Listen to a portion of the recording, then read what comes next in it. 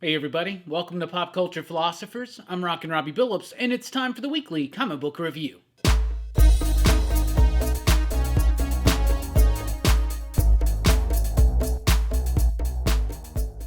That's right, everybody. Thanks for checking out the video. I am Rockin' Robbie Billups. This is the weekly comic book review. It's the show where I read a lot of comic books, and I'll let you know what I thought about them. But before we get into that, I gotta give a big, hearty, and warm welcome to the Patreon PCP Army, Chris Merkwichka.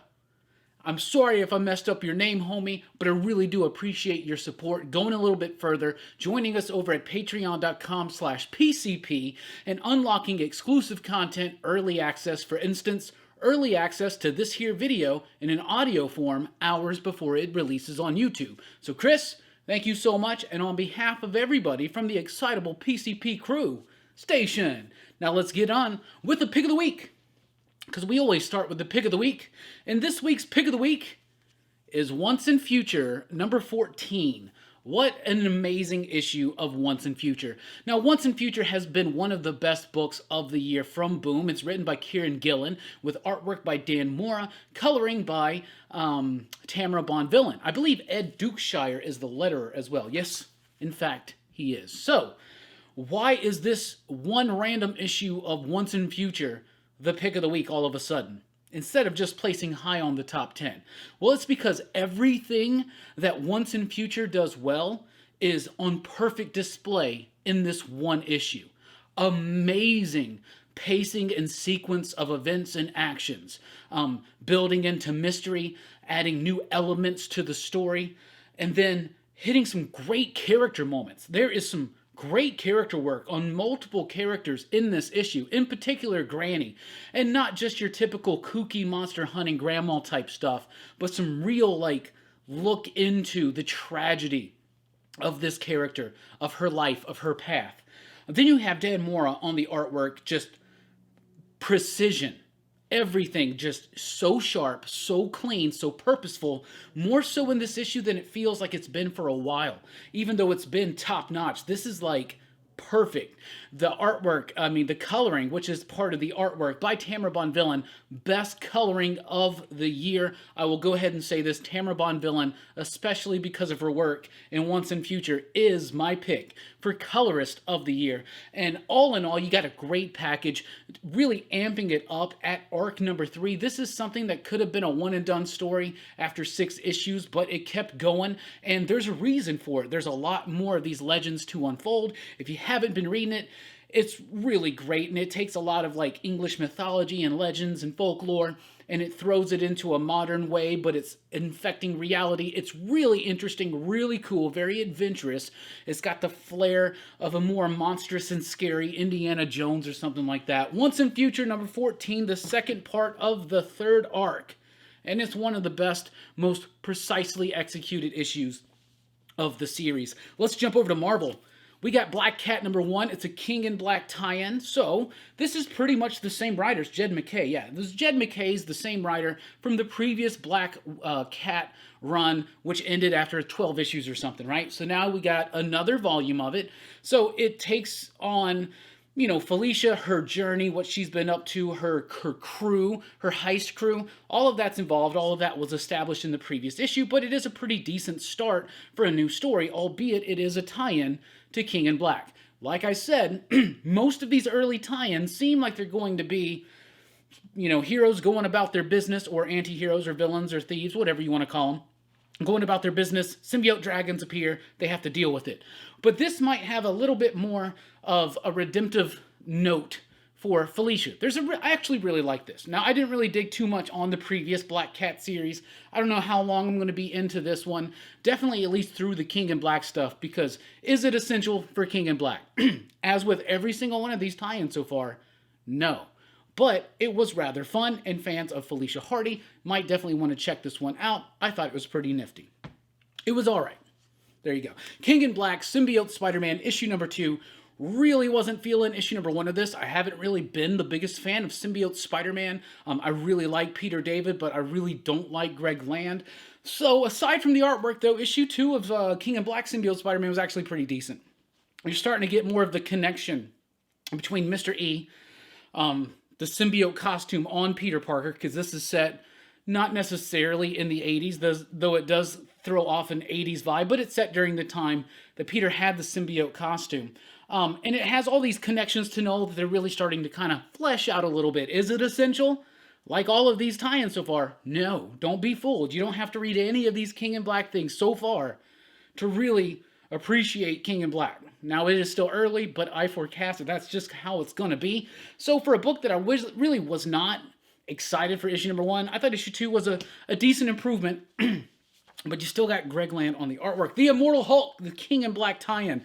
So this is officially, I guess, King in Black Immortal Hulk. This is a one-shot. It is written by Al Ewing, but it's got artwork by Aaron Kuder. The artwork is absolutely amazing in this book. In fact, this book was great. Now, it's a silent issue, so there's no dialogue. There's no words on the page. But Aaron does an amazing job of telling the story that Al has set up that has connections to the current run of Immortal Hulk. So that's cool. I like seeing it placed in continuity very, very firmly. So I like that. But the issue itself was really good, exploring this more childlike version of the Hulk, this more weaker version of the Hulk. He's still kind of in that little zone right there, but then the Null invasion happens. But like I said, it's a silent issue, but it was incredibly well done, and the artwork was just great, carrying the brunt of the storytelling, pretty much all of it, actually. So I liked it. This reminded me of some of those Nuff Said issues, of which I just recently reread one, because we're rereading through New X-Men right now. But King in Black Immortal Hulk number 1, just a one-shot. Really like that one. Speaking of Immortal Hulk, we get a double dose this week because we got Immortal Hulk number 41. It is Hulk versus Thing, the rematch. Last time we saw him, the Hulk literally knocked Ben Grimm into a coma on his honeymoon. That's cold-blooded. You know what I'm saying? In this one, though, things are a little bit different. We got a little bit more of a weaker Hulk, and Thing is maybe trying to get out some frustration and revenge on him, but it starts taking a turn. I'm really liking this series. I think it's really turning the corner, amping up. Rumors are that this ends at issue number 50, and you can definitely feel that they're kicking it up a whole lot more. They're bringing in subtle elements of body horror here and there until it explodes fully. This one had a great ending, but it was a really great reflection on the character of Ben Grimm and his relationship with the Hulk and or Bruce Banner. But I liked it. Immortal Hulk 41 out this week. Fantastic Four 27 continues with just giving me a nice, fun, solid Fantastic Four story that's adventurous, science fiction based, rooted and grounded in the Marvel Universe, but just fun. And like I said, adventurous and bold and epic at times in scope. This, to me, has been the best 3-issue sequence of Dan Slott's Fantastic Four. So I really like it. I think the addition of R.B. Silva on the artwork has really helped out because he has these nice, expansive double-page spreads that really help let you feel the scope of what's going on, even when the story itself is rooted mostly on Earth at times. But also the characters, their voices are all ringing true, regardless of what I think about some of the recent revelations about Franklin, and I'm not the biggest fan of that, but the book, the way it's handling it so far, I'm liking it.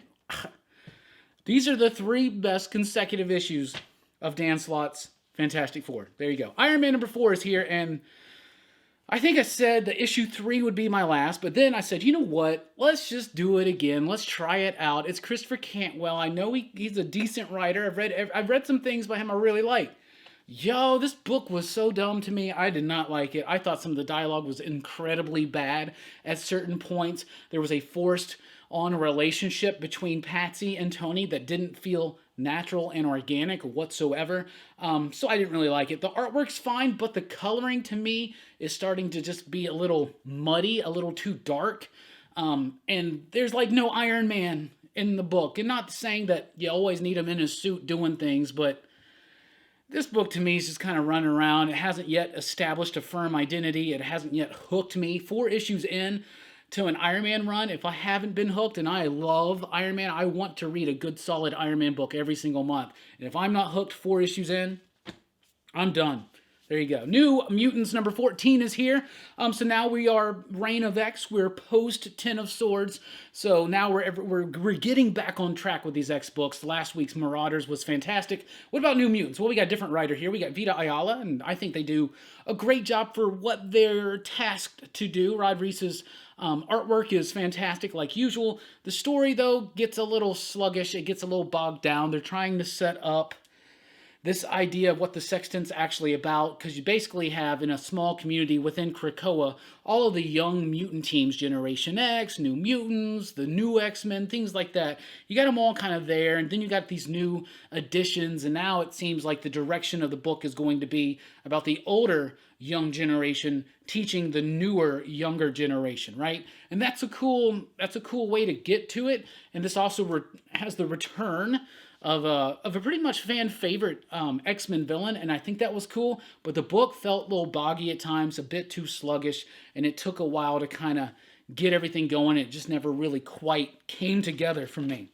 X-Force number 15 here. Now we're getting back on track with this book, picking up the threads left dangling. Beast accusing Colossus of like helping Mother Russia against Krakoa. Like, that seems preposterous. What's going on with Beast in this book? Yeah, great artwork by Cassara as usual. Benjamin Percy dipping into a little bit of the Dracula Omega Red mystery that he's been establishing in books like Wolverine. So there's some crossover stuff going on there. The artwork's pretty fine. The book's fine. But neither of these books felt like Marauders did last week, where it felt like a breath of fresh air to get back to that book and to be reminded of why I love that book. X-Force is starting to get a little bit too convoluted at times, so I'd like for it to kind of stream down its focus a little bit. But that being said, some really cool developments are happening here, and I'm still liking the book. There's some really neat things going on with Krakoa and the Quiet Council and how far X-Force are allowed to go. Beast is doing some shady things, and that's something definitely to keep an eye out for. Is it possibly Dark Beast again? Wouldn't that be wild? You remember when Dark Beast replaced Beast? That was super fun. Death Metal, Dark Knight's Death Metal, issue number 6. This is the penultimate issue from DC Comics. I'm loving it. We're getting a lot of actual commentary on the state of DC Comics and what Snyder feels and what the company feels they should do to fix it, which is basically making the idea that every story matters, and we're even expanding more and further out from a multiverse into an omniverse. This is everything that's setting that up in story and also thematically. You got the Batman Who Laughs reaching his highest peak at one hand, and you got Wonder Woman becoming this antithesis of the Batman Hatton Who Laughs. And I'm loving it. This build-up, this is all a build-up issue. This is 2 issues of build-up, right? But it's setting up a big, exciting, explosive finale. I've been loving Death Metal. I'm having so much fun with it. I cannot wait to sit down and read every single bit. In fact, to just in one weekend, read straight from like Metal into Justice League into Death Metal. That's going to be wild. Batman 105 is Tynian's last issue on Batman until March. And lots of announcements have been dropping for March. Did you hear that he's doing a Joker book that's going to have also a Punchline backup story within it? And you may have heard that something has been set up for March, and it gets set up in this issue, Batman 105. The Ghostmaker arc doesn't quite end the way that I anticipated it to. So for a book that had a very for Batman cliche, like opening and even second act, the third act, the resolution of this story was refreshingly different and new and unique, and I had a lot of fun with it. So I thought it was a good setup for what's to come, though we're going to have to wait a couple months for that, but Tynian continued to roll on through there. We have the final issue of The Batman's Grave. Really liking this book by Warren Ellis and Brian Hitch. Me and some other people out there like Jim from Jim Mint Collectibles, we've been saying this book is definitely going to read better as a whole collected edition, which does come out soon, collecting all 12 issues. And it's proven here in the 12th issue, the final issue, because it's a great ending. It's a satisfactory ending. It's the ending that the story has been leading us to, and it's going to hit that structure, those beats perfectly. As a single issue, though, it feels rather abrupt and sudden and unresolved. But I think when you read it all together, it's going to have more of an impact. So that being said, I like the conclusion, not so much for a single issue. There was a lot of brutal fighting here, a lot of stuff that you're anticipated. What you are anticipating for Batman's Grave, things that have been set up come to fruition. It just, as a single issue, it feels very abrupt, very sudden, and at times unresolved. Though that is a bit of a modern critique of some of Warren Ellis's work, is that he usually doesn't give his stories a lot of time to resolve, but that's been, you can stretch that part of his work all the way back to like the 90s, especially with books like Authority and Stormwatch. Sometimes those stories just ended. And sometimes I like that. So I'm really excited to read Batman's Grave altogether. Catwoman number 28 is here. Rom V, who is such a great writer and usually invokes so much subtext and innovative material in his work. With Catwoman, it may seem like it's not, like he's not putting as much of himself into it, but he is, because all the cleverness is with the pacing of the action, the pacing of the heist. So far in almost each issue of Rom V's Catwoman, we've got some really nice, cool heists and twists and turns that you don't see coming, that really put some of the best heist movies to shame. I really think that consistently doing that is one of the most brilliant things being done at DC Comics right now. So I really like this issue, a nice setup, decent artwork throughout, and right now I'm digging Catwoman. Maybe not as powerful as I thought it would be with starting with issue 25, but it's building up something, it's building up an identity, it's establishing something, and I'm really digging what Rom V and company are doing on Catwoman. Tales from the Dark Multiverse. This one is the Crisis on Infinite Earths one-shot. It's written by Steve Orlando with artwork by Mike Perkins. Now, I haven't really been liking the Tales from the Dark Multiverse Wave 2 books. They've been a little lackluster for me, right? Though I did, for the most part, like the first wave. These books are basically DC versions of What If. Dark takes on popular stories from DC. This one taking on Crisis on Infinite Earths. Now, on Crisis on Infinite Earths, they took the multiverse and coalesced it all down into one reality, and it was, of course, based on Earth 1, which was the Silver Age Earth, whatever you Superman, Batman, that we know and love today. But this says, what if it was Earth 2? What if it was the Justice Society's Earth that was the basis of the new reality? And I'm just going to tell you this. No spoilage here, because you know how these books go. It doesn't go good. This was one of my favorite ones I've read. I actually thought this was really cool. Steve Orlando knows how to handle a crisis, especially a DC crisis, and especially a darker, more hardcore take on one. I really like that one. I thought it was super cool. Endless Winter. Man, this is actually like a little short crossover, but it does feel truly endless. Aquaman number 66, this is one of the best tie-ins yet, because once again, just like the Superman one, just like the Flash one, all of these tie-ins are going to do this. I'm just going to tell you, this is what they're going to do. They're going to give you a little bit of information about the past of the Frost King, Black Adam's involvement, and what happened in the past. So that's cool. But what's frustrating is that usually the rest of the issues don't really progress the story at all. So this is an Aquaman story. At least it's involved with him and Mira saving Atlantis from the endless winter that's enveloping, and that's what it is. Superman saving everybody. The Justice League is split up now. These are their solo individual adventures in the midst of it, but it's not giving us what we want, which was just more of the Frost King and the confrontation and what's going on there. So you think we would get it in Justice League 58, but not quite. This one focuses in on John Stewart, but it does leave the issue at a moment where you're like, oh my goodness, it's about to finally happen. We can get back to the story, get back to the confrontation, find out more about what's going on. Because the idea of Endless Winter is interesting. The execution, though, is rather dull, pointless, and boring. Justice League 58 kind of fits right in there. So you think now we're going to get back into the story. No, because now we got this Teen Titans special. So this is part 6. Once again, they're not skippable if you want to read the entire story, because it does give you, each issue keeps successively telling you more and more about the last time the Frost King was there, how Black Adam was involved, how he messed up, what's going on, building up the character, setting up the resolution to come.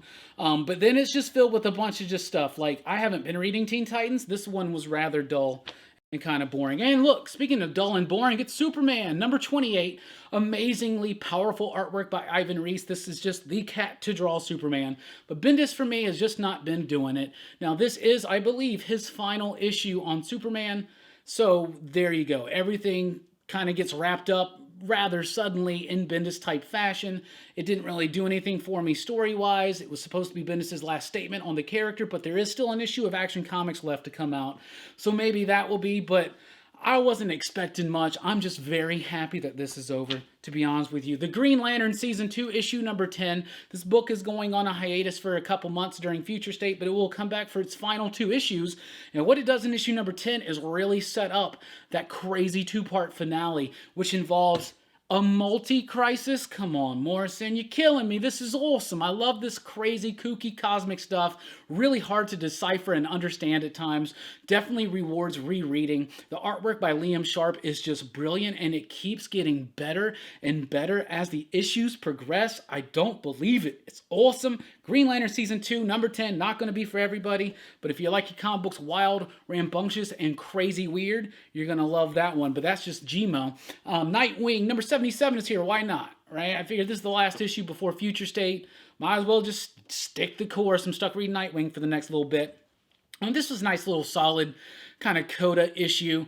Dan Jurgens has been spending the last several issues kind of wrapping up this whole Rick Grayson thing, getting it back on track with the just a more traditional Nightwing story.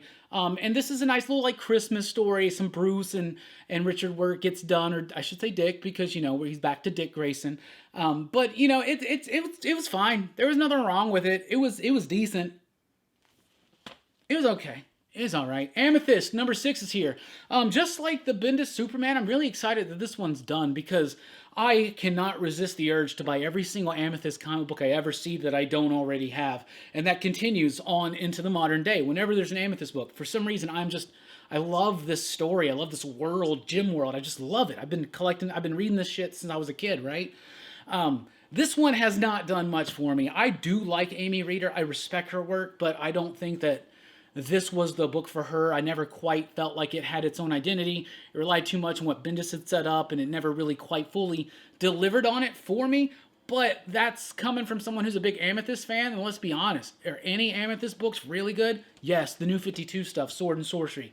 That's really, really freaking good. From DC Black Label, Rorschach, issue number 3. Now that I know what Tom King's trying to do with the Steve Ditko connection, which I thought was very clever and kind of mind-boggling to me in issue number 2, now we know where we're getting. Now he's telling in issue 3 the origin of this new Rorschach's sidekick. So it's a murder mystery, and I do like now, 3 issues in, and after rereading issue number 1, how we are starting at the murder and then discovering more about these characters as we go. It gives it a nice feel that's very connected to me, to the original Watchmen, because that's how it kind of happened. We were kind of thrust mid-story in that and had to learn everything about it leading up to it. And that's also a structure that the HBO series, which I thought was amazing, did. And this is, of course, got a lot of direct references to that. So I really like what Tom King's doing here. Jorge Fornes, Dave Stewart, their artwork is super solid. Noirish, exactly what it should be. I'm really digging Rorschach. Rorschach number 3 was super solid. Let's move over to Image, where we have Post-Americana number 1. This one's by Steve Skroce and Dave Stewart. Now, this one had a little bit of hype built up behind it. Steve Skroce is an amazing artist, so I was excited to check it out. But this one didn't really do much for me. It's kind of set in this world where it's like a dystopian America. I guess this is after civilization falls, and there are different factions trying to have their own ideas about how to get back to making America what it should be and what it should stand for, and it's different little things, and we're introducing the characters, we're introducing the world, and the concept, and at no point does this book actually grab me. It feels kind of boring, it feels kind of like a chore to get through. It's not like overly verbose or anything, but it doesn't have a nice flow. There's nothing kinetic to me about this book. It just kind of feels stiff and dissatisfying. So I was kind of disappointed in this one. Wasn't for me. Post-Americana, number 1 from Image. And then we got the surprise one of the week, right? Solid Blood, number 17. Don't be fooled by that number 17. This is, in fact, the first issue. This is a surprise comic book by Robert Kirkman and Ryan Ottley. It is 100% designed to be like one of the extreme comic books from the 90s that I know and love from my adolescent years. It's even printed on newsprint. Yo, it's printed on newsprint. It feels thin, but it's printed on newsprint, and it has everything you would come to expect from those extreme 90s comics from my adolescence, which I absolutely adore and love. So it's a superhero idea. We're thrust into the middle of this story, but it was still very fun. If you're a fan of those old school Image comics, you're really going to get a kick out of this one. I had a lot of fun with it. I heard some people saying maybe it's set into the in the Invincible world or whatever. I've only ever read the first 12 issues of Invincible, but I don't know if that's just a Kirkman or Otley thing, just because they're doing their own stuff in a superhero. But I had a lot of fun with this. I thought it was pretty neat, and I'm along for the ride because I appreciate what they're trying to do there. And then we have Decorum, a new issue of Decorum out this week, and it wasn't the pick of the week. Isn't that funny? Issue number 6, though, was still an incredibly well-crafted and innovative comic book. We're 6 issues in out of 8, and we are now getting to the gist of what ties all these different elements together. And that's something that I really applaud Hickman, playing that long-term game. He didn't hook us in with everything all at once. He hooked us in different ways and still left us kind of wondering, how does this part of the story and this part of the story and this part of the story, how are they supposed to come together? Well, now we're finding out here in Decorum, issue number 6. This is an incredibly well done issue, much again highlighted by Mike Huddleston. Mike Huddleston pumping out some of the best artwork, not only of his career, not only of this year, but just of modern comics. This is incredibly innovative. It's incredibly effective. Each scene is done in a different style. You can read into that what you will. I have found myself poring over pages and scenes and words in this book, Decorum, to try to figure out why I think they're choosing certain artistic renditions in certain scenes. There's some really powerful moments in here where everything in the scene is got its own color, and then an outside force comes in and only the outside force has color and everything else is dull and bleak, and then when that outside force leaves again, it gets colorful again. Like, those are little techniques and touches that I just think are absolutely amazing and brilliant. Decorum number 6, that book is freaking brilliant. The problem is it the best book of the year? It's hard to determine. There's still 2 issues left, and we're not getting them at the end of the year. Now, I'm putting together my top 10 comic books list of the year right now, but I got to think real hard, like, what am I going to consider? Am I going to consider Red Mother and Decorum? Because they haven't concluded yet. What if I include them at the top, and all of a sudden their conclusions are crap? You never know. I do get a good sense, though, about what I'll like. I want to know right now, though, what are your favorite books of the year? Let me know in the comments below. We have Stillwater number 4 out this week from Chip Zdarsky and Image Comics, Ramon K. Perez, Mike Spicer. This book's great. We're still explaining everything. So I'll tell you this. Zdarsky has spent a lot of time so far in this book explaining what's going on. It's a relatively simple story. There's a town somewhere in America, just one small town, in which people don't age and they don't die, as long as they're within the borders of this town. Now, it has become a very inclusive and secretive town. And then you have a dude who, as a baby, was like Moses, sent off down the Nile, and he escaped the small town, and now he's returning as a younger gentleman. I really like this book. And to say that so much time has been spent on exposition, but 4 issues in, I'm still incredibly engaged, and they're building up the character of this town through the smaller characters in a way like the original Twin Peaks series, like especially season 1 did. Stillwater is an incredibly well done book, and like I said, to just be explaining stuff still 4 issues in, but still feel like a dynamic and involved book that is completely captivating to me, that's high praise. Stillwater number 4, that's definitely one of the best books of the year, even though we don't know where that's going. Were we not supposed to count Preacher till issue 66? Come on, Robbie. Commanders in Crisis is here with issue number 3. It starts losing me in issue number 3. Steve Orlando work usually for me is best absorbed as one thing. I kind of feel the same way about a lot of Rick Remender work. That's just me on a personal level. Like, it's the way that I absorb it best. So I like Steve's work when I'm reading it as a whole. Issue to issue, sometimes it's hard for me to kind of keep involved in it, I should say. That's starting to happen to me in Commanders in Crisis. I know this is going to be a 12-issue series. I'm really invested in this idea. I like the idea. It's about this is the last world now in the multiverse. The multiverse has all died, and there's only one world left, and they have superheroes. And the superhero team is actually made up of the lone survivors of previous multiverses, and they all also happen to be the President of the United States, so they understand the weight of the leadership, and they're trying to stop the ultimate multiversal into universal and ultimate to nothing collapse.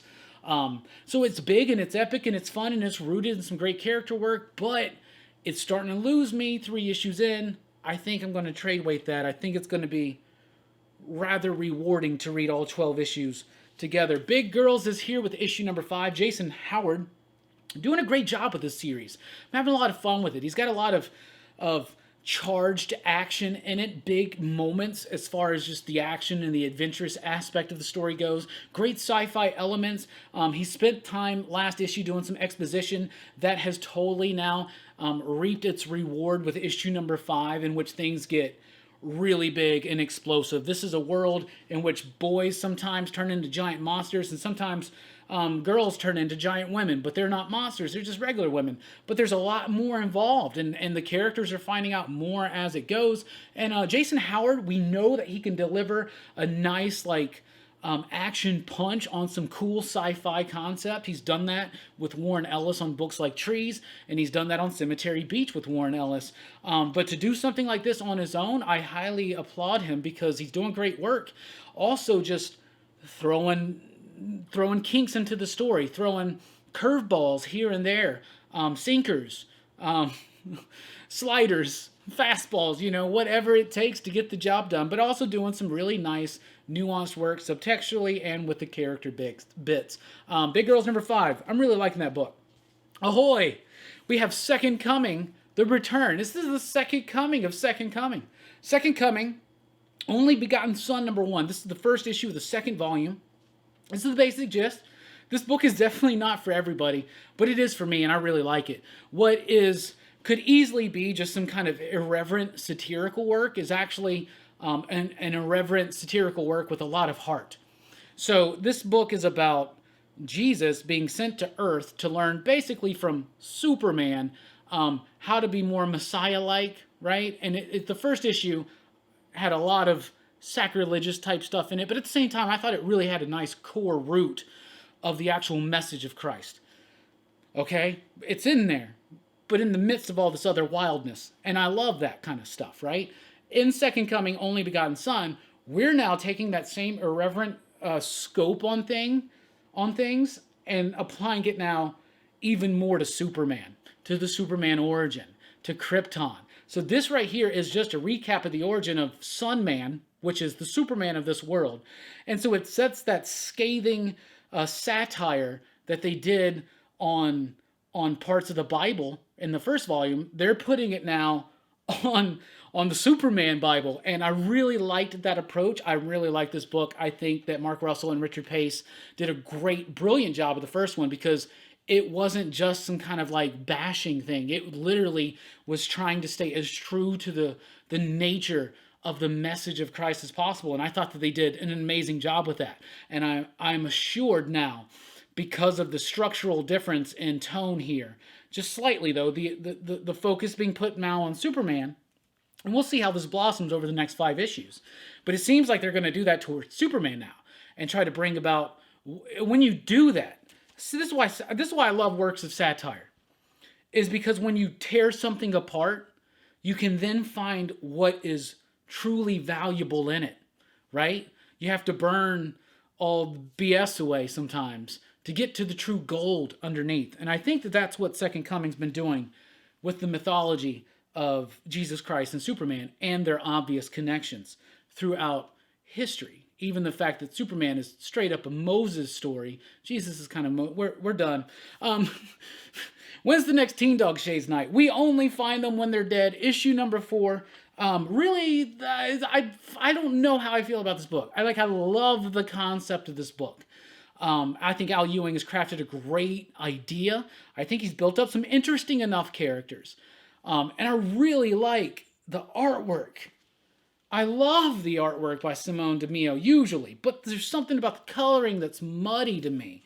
It's not shining through. It's not bold enough. And what's crazy is that honestly, the choices are bold. The color choices are bold. There's some really great, explosive, big time, high concept moments in this book, but it feels like I'm watching RuPaul's Drag Race season 1, and there's like Vaseline all over the lens. It just feels like I can't see enough. It's not clear enough, the artwork, and that's not typically something I see in DeMio's work.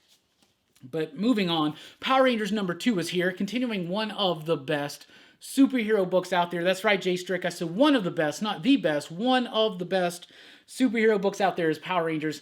Issue #2 will prove why. Great concepts, really taking the nature and idea of the Power Rangers and what they are, and Ryan Parrott's just evolving that up in scope and scale as far as the stories and the threats, but also as far as the character work. Amazing character work is done in these issues of Power Rangers, I know. And I do think that even if you were never a fan of Power Rangers, you could start at a certain point and you could probably get sucked into this new world. But if you are that person who loves the Power Rangers comics and actually you've never watched the show, by all means watch the show, but the toys are better, trust me. So is the comic book. We Live #3 is here from Aftershock. This book, I have no idea where it's going. I have no idea, issue to issue, where this book is going, and I love that. So many of these books we read, and we can know where it's going, and sometimes we want it to go where we know where it's going. But then when we have a book like We Live, where like in issue #2, they took turns in that book that I was not expecting whatsoever. They do the same thing in issue #3, telling its own story, doing one and done in the midst of an overall story, and that's something that you don't see done often in comic books anymore. Not too much success, but the Miranda brothers know what they're doing. Issue #3 was great. Some interesting, cool sci-fi horror concepts. Another twist and another turn. You don't know what's going on in this book at any moment, but everything that's being explored is so imaginative and so different and so wild that I'm having fun with it. We Live #3. Fantastic book. Lock and Key on Pale Battalions Go. Issue #3. This is the final issue. This has been a nice little fun story. It's about a past family, a past Locke family. One of the kids decides he wants to go and fight in World War I. He takes keys over there. Then all of a sudden, nope, it's not cool because the Germans get a hold of him. This is the big final battle. There's some really powerful moments in here. However, it does... The way that they choose to have a lot of German dialogue and then have... The way they choose to have the translation underneath it, I thought took away from the flow of the book. This book had a lot of energy to it, to the artwork. If you just kind of glaze through the artwork, Rodriguez does an amazing job with that. But the unfortunateness of it is that the way they chose to translate the German dialogue stunts the book to me and messes with the flow. So that's kind of unfortunate for me. But all in all, still a very solid a side story for Lock and Key, and you know, really setting us up for the idea of more Lock and Key coming, because we got that Sandman crossover. Sarah and the Royal Stars, issue #10. This is the final issue of the Vault series. Nice fantasy series based a lot on like Asian and Middle Eastern influences through art and through mythology and also just astrology. I really like this book. This is a very solid, satisfying ending. I still would like to see this story continue in some form or another in one day. Aubrey Mox, is it Aubrey or Audrey? It's Audrey. Audrey Mock's artwork has been amazing. Raul Angulo's coloring has been amazing. Jim Campbell's done a great job. And John Sway's done a brilliant job of capturing these influences through the story, through the structure, through the mythology, through the lore, and then bringing it to this ultimate conclusion. I think the team did a hell of a job. 10 issues. It's one great kind of sci-fi astrological quest, and it was fun, and it was a very satisfying ending.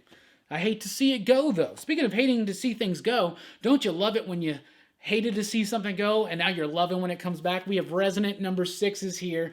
That's right. We get a second arc of Resonant by D.B. Andre. David Andre.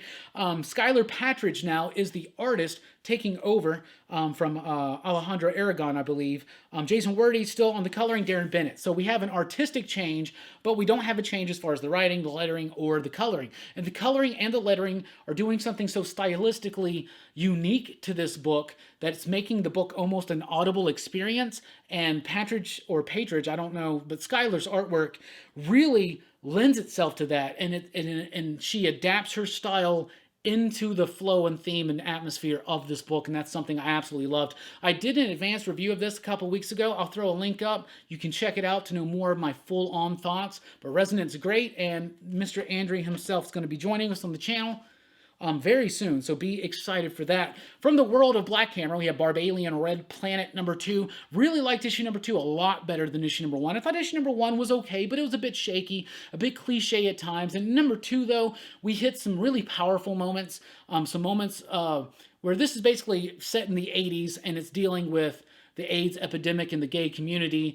and the fight for gay rights in the 80s and its connection to things like Stonewall and stuff like that. And it's actually very powerfully done through the lens of a literal alien from another planet who doesn't fit in there, and now he's trying to fit into this new community, but he's a complete novice. He's a complete neophyte, you know? So I really liked this book. I thought the approach was great. It's written by Jeff Lemire, of course, and Tate Bromball, but Gabriel Hernandez Walta on the lettering. The lettering is done by Aditya Bidikar. Walta on the line work for the artwork, and Jordi Belair on the coloring. This is a bleak book, but still filled with hope, but still a tragic book at the same time. I thought this was a great exploration on the struggle for gay rights in the midst of the AIDS epidemic in the 80s. Barbalian Red Planet #2, super solid. American Ronin is here with issue #3 from AWA Upshot. This has been one of the most unique AWA books. A lot of these AWA books, as good as they can be, you can definitely feel like they're just set up to be easy picks for adaptations into television or film, right? American Ronin is something that feels inherently comic book only. And out of all of the AWA stuff, this is the one that feels to me the most designed to be specifically lived and breathed as a comic book. And it's because Pete Milligan is old school. He knows what to do. He's part of that original British invasion. People forget a lot of times about the innovative work he was doing in the 90s with books like Shade the Changing Man, and whatnot. But ACO, the artwork is amazing. Great composition per the page. Really cool ideas. This futuristic take, a look at America becoming owned and reigned basically by corporations instead of kings and queens. You have CEOs, right? But it's a really interesting story about these hitmen who are American Ronin, basically. Some of them are self-operating, but they're empathic, and they can kind of absorb the feelings of people, of their victims, and it's really some interesting things in the way that the story, the concept, and the characters work together with the art and that composition. I think is really innovative and kind of cool. American Ronin. Innovative's the word of the week. Apparently there's some innovation in comics today. That's good. You should never get too stagnant and stale. From Scout Comics, we get Red Xmas #1. This is a really great, super irreverent, really out there, wild, lewd, crude, rambunctious take on a Christmas story. Not a Christmas story, the movie, but just on the Santa Claus story. It's like, what if Roger Corman, right, and Quentin Tarantino got a hold of the Santa Claus myth? What would they do with it, maybe?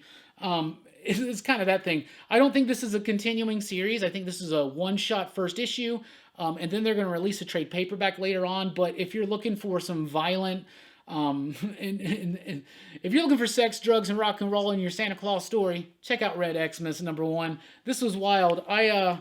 It was interesting. I don't quite know how I feel about it, but by the time I got to the end of it, I was really excited to see how the story's how it's gonna play out.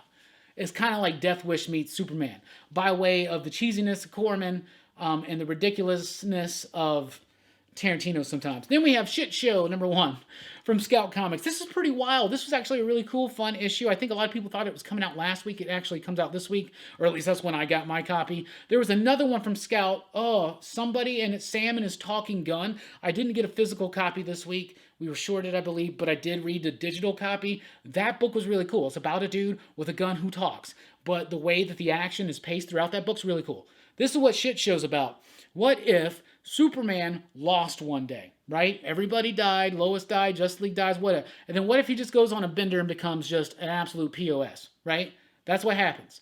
This is what this story is. What if now the ultimate villains return, and you got to go get the only hero you really got left, and he's just being kind of like Scumbag from Scumbag. But Shit Show is actually a pretty solid first issue. I liked it. I liked it better than Red Xmas. Red Xmas is more seasonal, but Bleep Show, I don't know how many times I want to say Shit Show. Shit Show is really freaking cool. I thought that was really wild. If you like irreverent, satirical type stuff, if you like Garth Ennis, check it out, maybe. I thought it was pretty nifty. Atlantis wasn't built for tourists, issue number 4, the final issue of the first series, at least, because it seems like it's set up where there could be more. I thought it was a nice, satisfactory ending. It was an interesting enough premise. It never really quite delivered anything new or unique for me, but I think that this could be molded into something better if they were trying to extend out this book. But Atlantis wasn't built for tourists, wasn't super bad, but it wasn't super good either. It was just kind of okay. Stargazer is here with issue number 4, and it feels like we just got one. This has been a very Teen Dog Shades appropriate book about alien abductions and government conspiracies, and Stargazer number 4, it really gets wild. Everything gets blown up in this book, sometimes literally, but I really, really liked it. Very striking artwork by Antonio Fuso, Simone on the coloring, I believe. Yeah, Stefano Simone. Or Simone.